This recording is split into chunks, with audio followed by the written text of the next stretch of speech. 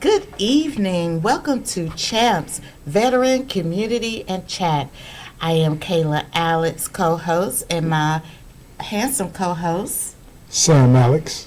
and we welcome you to this week's community chat. Let's talk a little bit about. First of all, how are you all doing? I hope you all are having an amazing week so far. We are. God is good. So I just want to, do a post check and a health check and making sure everyone is having an amazing week because we have a beautiful guest today and we're going to talk a little bit about self-care and behavioral health and mental health. So we just want to take a moment to check how everyone's feeling. How are you feeling today, Sam? I feel wonderful. Thank you, Caitlin. How are you? I'm great. Great. I want to take a minute to pay homage to one of our great leading ladies from Houston, Texas, the gentlewoman, Congresswoman Sheila Jackson Lee. She has done so much work for our veterans and our community, and it wouldn't be a show today without acknowledging the great work she has done for our veterans and the good fight she fought for us that we may continue to have the benefits, the healthy lifestyle, and the resources we have today. So, Sam, why don't you tell us a little bit about some of the great things that Sheila has done for us all? Well, thank you, Kayla. For sure. What a powerhouse. Matter of fact, in her loss, as a community, my question to some of my other veterans, the question was, what three people will take her place? Because she did the work of three people. She was a tireless champion. I'll never forget watching her on, say, C-SPAN, and then later on that day, she would be live in front of Houston City Hall. And I'm saying to myself, wow, what a tireless champion.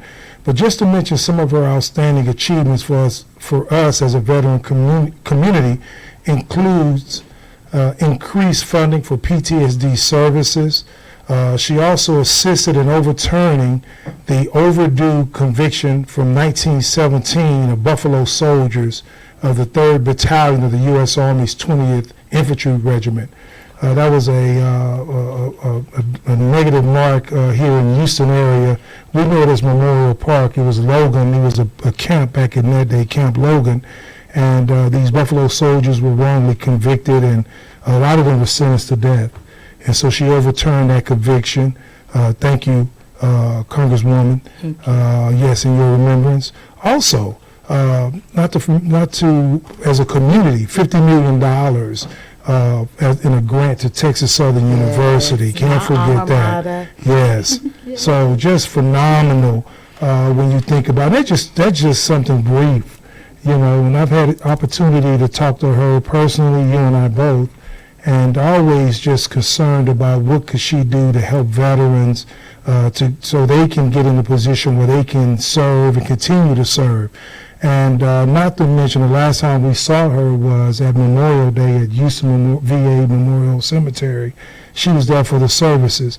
Even though she wasn't in the best health, she still showed up to support us as a veteran community on Memorial Day. So that just shows you, shows me, shows us as a community, her tireless work. And she will not be forgotten by us as an organization, C.H.A.M.P, nor the veteran community and the community at large. Yes. She will greatly be missed. I will miss her on her Veterans Day float that I will see her on every year. She's done so much for us as a veteran community, not only for the veterans, but their family members. So we salute you, Congresswoman Sheila Jackson Lee. Can we do a moment of silence for her? Yes. Okay, moment of silence for the passing of Congresswoman Sheila Jackson Lee.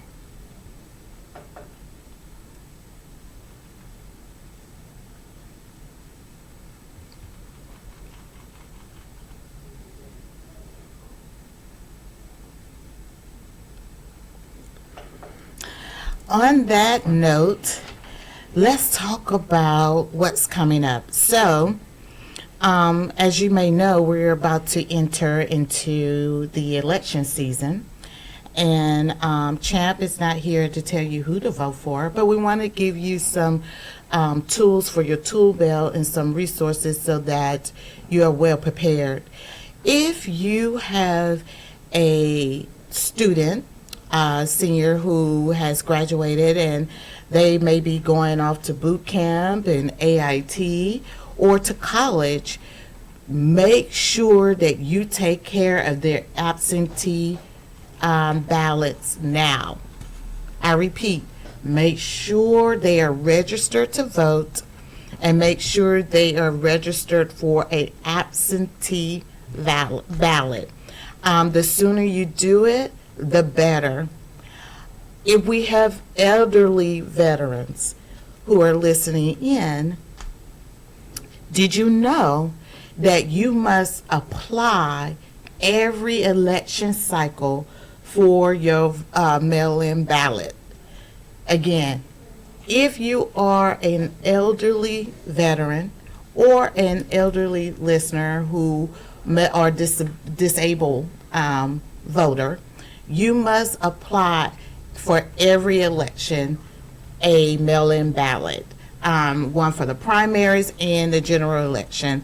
As a precinct chair, I get a lot of those questions, and so I just want to inform the community because not everyone knows. And so if I've seen people who have, I'm making calls now where people have fallen off of the voting registry, and most of them are our elderly voters. And so it's because they were not aware that they have to apply every single election. So I want to let you all know that. And the last day to register to vote is October 7th. The last day to register to vote is October 7th. If you need more information or if you want to register to become a VDR, where you go out to register, a certified VDR where you can go out and register people to vote, you can go to harrisvotes.com.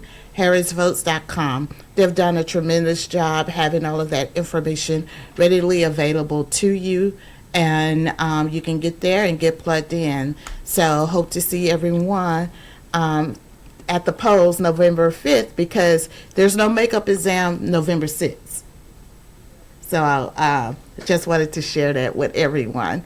Do you have anything else, Sam? Yes, thank you. And the voting is so important. And yes, definitely exercise that. It was fought for with blood, sweat, and tears. Also, Lion's Heart, it's a men's ministry here at the amazing St. John's, located at 2019 Crawford. But it's a Zoom call we do each morning at 6:15 a.m. Men that need that support. We all do. And so each morning at 6:15 to 7, it's a great ministry, great support, great way to start your morning. So if you want information on that, we'll make sure reach out to us at C.H.A.M.P 832-228-3451. That's 832-228-3451. So I can give you that information, that link to Zoom that you can connect with us. Also, don't forget tonight, CA meets at 6:30 here on the campus at 6:30 p.m. Come on by. If you're on your way to the campus, drive carefully and get in a CA meeting at 6:30 with Path to Serenity with Mr. Owens.